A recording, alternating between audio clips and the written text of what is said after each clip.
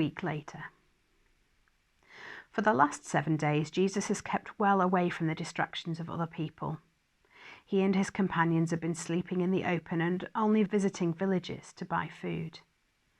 Their time has been spent in long discussions about the true nature of life and death. The mood of the whole group has been confused and depressed. Early each morning, the son has joined me to talk through his intentions for the day ahead. Always the question has been, how can I help them to understand?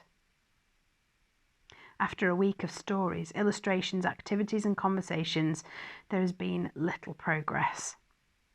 Peter and the brothers James and John have made some headway, but the other 9 have consistently failed to grasp Jesus' message.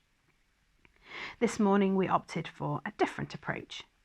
We decided to focus our attention on the 3 fishermen who have understood something of the ways of heaven. Our plan is to build on their fragile faith and allow them a small glimpse of heaven. This is a dangerous enterprise. If a human sees more of heaven than their faith can handle, it will destroy them.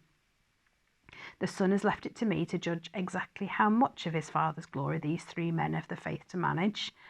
I shall have to slip out of Earth's time and return to my office to work on this plan. That night, Earth time. Some weeks ago, Jesus explained to me what a wonderful thing it is, after a long day on the dusty roads, to take off his shoes and dip his feet into a bowl of warm water. I watched while he underwent this profoundly physical experience. Well, I think that I have just felt something similar. To slip out of the constraints of time and float in ageless timeless is sheer relief. I would not complain if I never had to return to the universe of time and space again. But I have to. I fear that if I dive too deeply in the oceans of eternity, I might lose touch with the day-to-day realities that my friend and Lord is experiencing on planet Earth. I have resolved to get on with my task as efficiently as I can and then return.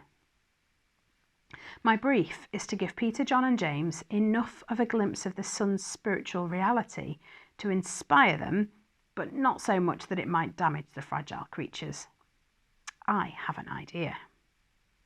There have been 3 humans in all the history of the species who have spared the long and empty weight of death. These 3 exceptional men were taken directly from Earth to my boss's home: Enoch, Moses and Elijah.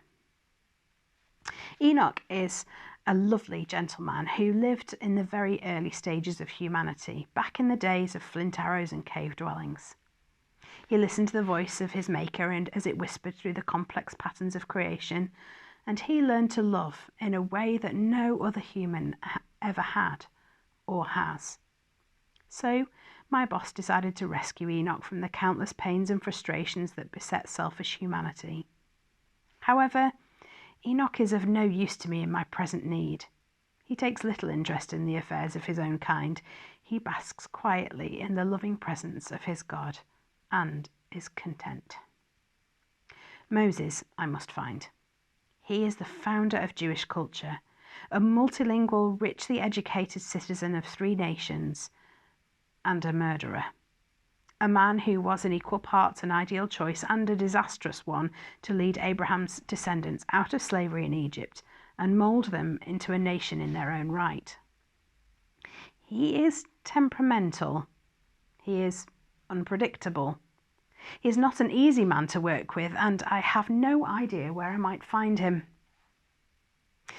The third, Elijah, was a manic depressive loner who developed a faith in my boss, the strength of which was outstanding, even by angelic standards. He is a man of few words, very few. But when he said, "It won't rain," it didn't for 3 years. And on the day he said, "It will rain," it did. Elijah struggled to stay loyal to my boss at a time when almost everyone else could not be bothered.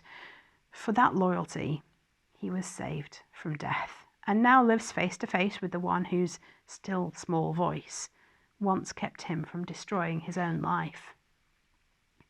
My plan is to locate these two heroes of faith and allow Peter, John and James to meet them. All three men have an unusual existence in heaven.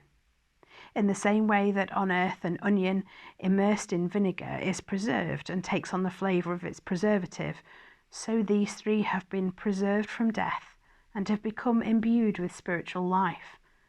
Yet they remain human. They are easier to see and hear than an average human, but they are a great deal harder to find than any angel. The quickest way to find them will be to speak to my boss. Next entry.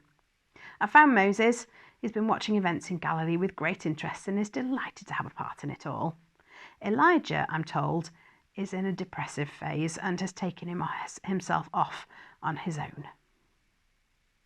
Next. Found him. I've explained to both Moses and Elijah in full the plan that our boss has been working on since the time of Cain and Abel. Although I cannot yet risk explaining it here, I can nonetheless tell you that the news brought a broad smile to Elijah's weathered face. Moses simply exclaimed, "I had no idea." The next challenge is to transport these two men back down to their home planet for the first time in hundreds of their years. It is something that we've never tried before. I have a team of angels working on how to safely reintroduce two human bodies into the material universe. Not my speciality. Then, we're ready. My boss has passed directions and instructions on to his son. All we have to do now is to deliver Moses and Elijah to the right place and time and in one piece. Moses has just raised a last-minute problem. When I was down there, he began, and our boss showed me a glimpse of his heavenly nature, it left me with a glowing face which frightened the wits out of the Israelite people for weeks. Have you considered that Peter, James and John might have the same problem? We've taken that into our calculations, I assured him. You misunderstand me, Moses continued. I am not concerned that they may get shining faces. I am concerned that they may be frightened out of their wits. I replied, Gabriel is the expert in that field.